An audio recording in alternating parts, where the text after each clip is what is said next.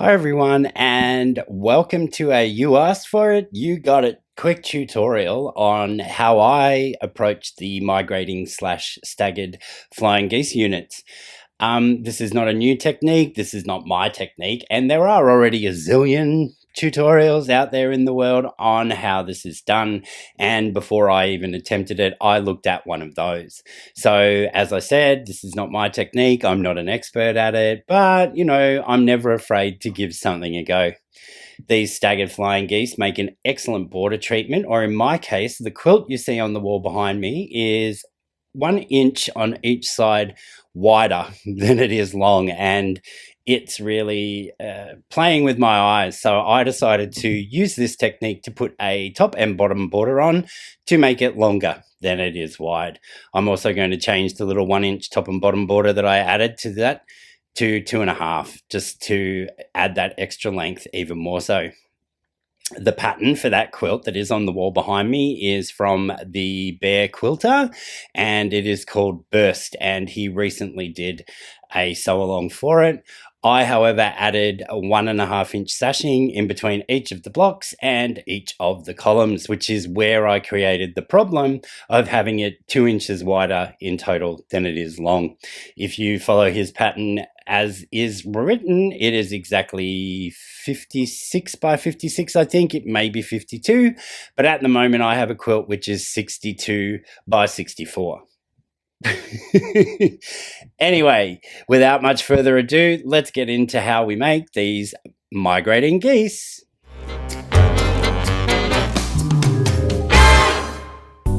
Okay, so as stated in the intro, we're going to go quickly through how I made this migrating/staggered geese unit, which is a great border treatment, or in my case, as I said, I am using it to make my quilt longer than it is wide.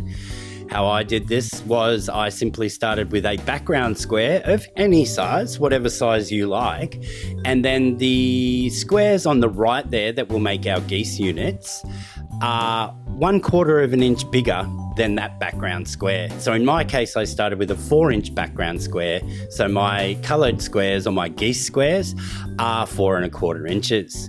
We then cut the geese squares once on the diagonal in half to get half square triangles. We then place that on the corner of our background square, and we need to do something a little bit weird here.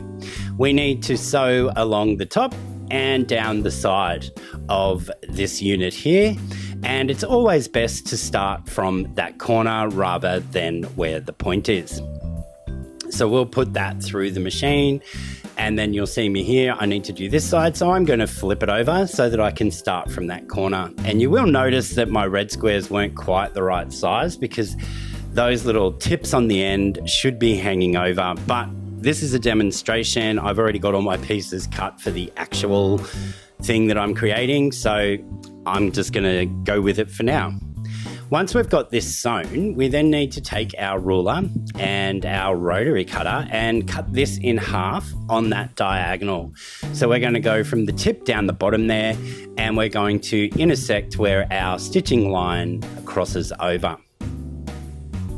and cut those in half. Now we just need to press these units. In this instance, we will press up away from the background square, but for the ones that I actually made, I pressed this open as I found it gets a bit bulky once you start sewing them all together. But if you want to just press in one direction, press these up. And when you've cut that in half, you'll notice that you get a left and a right hand piece, so that you have one of each. So then we'll take all of those and we'll make our stacks of our left and our right. And to mix up the colors, you'll see that I've already got these all in a certain order. We then just need to lay these out one on top of the other from left to right, left to right. We'll trim off those dog ears as we go to make sewing these together a little bit more easy. But how do you start at the bottom to get a flat edge, I hear you ask? Well, I've got the answer. We take one of our units, and you'll see I get really confused here. And it's because I noticed that my red was a little bit small, and then I'm trying to find one that's right, and then I want my colors in a certain order. But anyway, we unstitch one of our units and we take that little triangle and it goes in here. And that's where we'll start. Our white background piece just gets set to the side for now. We'll use that to finish at the end of our row. As I said, we'll just trim off our little dog ears here. Then we just need to attach that little triangle to this piece, starting at that 90-degree corner that we just clipped our things from. So we'll do a 1/4 inch seam. We don't need to go the whole way down. Just make sure that our little geese triangle is attached. We'll then press this one towards that little triangle that we've just sewn on, and this is the only one that you press in that direction. Everything else gets pressed up in the direction that we actually want our geese to fly. Once you've sewn this little piece on, you just trim that straight across on the bottom. I'm not going to do that because I'm actually going to unpick all this once I'm finished, because I'm using the pieces for my actual strip, which I've already gotten started. So now we just grab our left-hand goose, the same as we did, and we trim our little dog ears off and we attach that at the 90-degree corner. And we just simply keep doing this to build the piece as long as we need.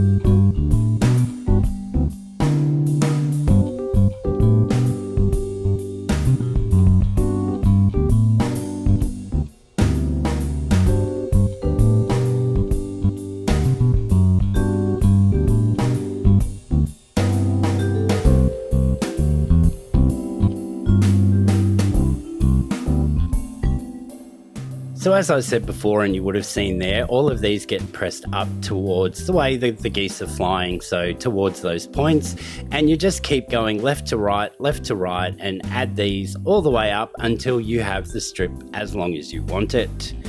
It's now that we need to finish our end when we have it as long as we need, and I won't be sewing these on again because I still need to make my strips much longer than they already are. I need a total of 62 inches.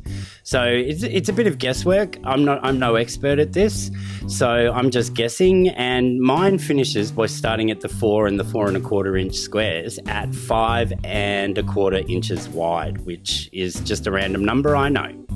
So now to finish the top off, we need to take that triangle that we set aside earlier, and we'll sew that on this long side, keeping our 1/4 inch and everything. If it's a little bit big, it doesn't matter, we can trim it down. We then need to put a small triangle on the other side to finish that edge also. And for me, as you'll see, I'm going through this, it's a little bit of guesswork to get the right size triangle. And to cut that triangle, I actually use my folded corner clipper tool. It's great for cutting little triangles. It's not just for doing your sew-and flips. You can also use the folded corner clipper tool to make half square triangles. So my first guess was that I needed a 2.5 inch half square triangle, and I was a bit wrong. I just needed 2 1/4. So you create that tiny little triangle that we need here. There you can see that I'm just guessing, giving it a measure, and I got it wrong first, but that's okay. I could have used the bigger one and just trimmed it down. So just get a small triangle to finish that edge off, and you have a straight edge on the end of your migrating geese. And that is as simple as it is.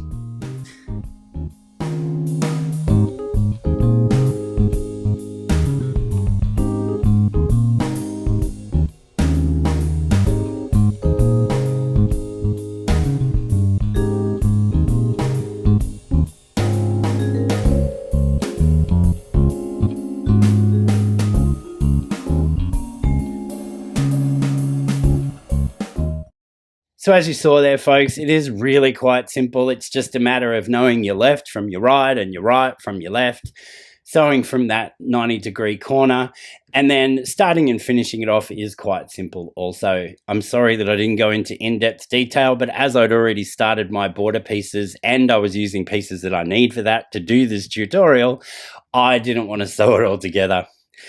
As always, thanks for joining me again this week, folks, and I will see you all again for Block Wednesday tomorrow. Bye for now.